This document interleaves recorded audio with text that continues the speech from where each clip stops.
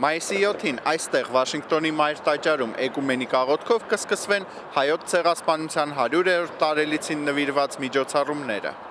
Աղոթքին կմասնակցեն Հայաստանի Հանրապետության նախագահ Սերժ Սարգսյանը, ամենայն հայոց Գարեգին II եւ Մեծի տան Կիլիկիո Արամ առաջին կաթողիկոսները։ Հիշեցնենք, որ Թուրքիայի կառավարությունը հրաժարվում է Մեծ Եղեռնը որպես ցեղասպանություն ճանաչել, նշելով, թե առաջին համաշխարհային պատերազմի տարիներին բռնություն է գործադրվել բոլոր կողմերից։ Հայ պաշտոնյաներից ու ամերիկյան պետական այրերից բացի ցեղասպանության հիշատակի միջոցառումներին պատրաստվում են մասնակցել Միացյալ Նահանգներում բնակվող հազարավոր հայեր, որոնց ծնողները մեկ դար առաջ կարողացել են փրկվել ցեղասպանությունից։ Նրանցից մեկն է Վաշինգտոնի մերձակայքում բնակվող Տիրուհի Ափիկյանը, ում հայրը Հակոբ Ափիկյանը ցեղասպանությունից առաջ երգում էր հայկական եկեղեցում ու Կոմիտասի աշակերտներից մեկն էր։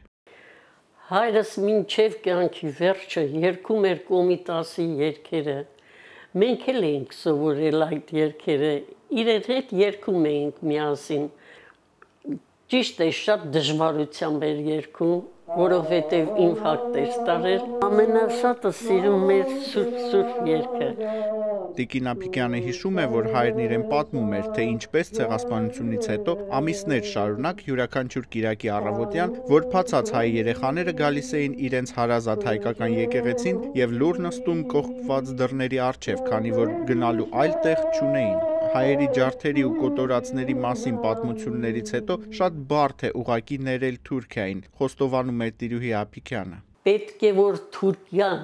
ինքը ներողություն խնդրեր, որ ես էլ ներեի։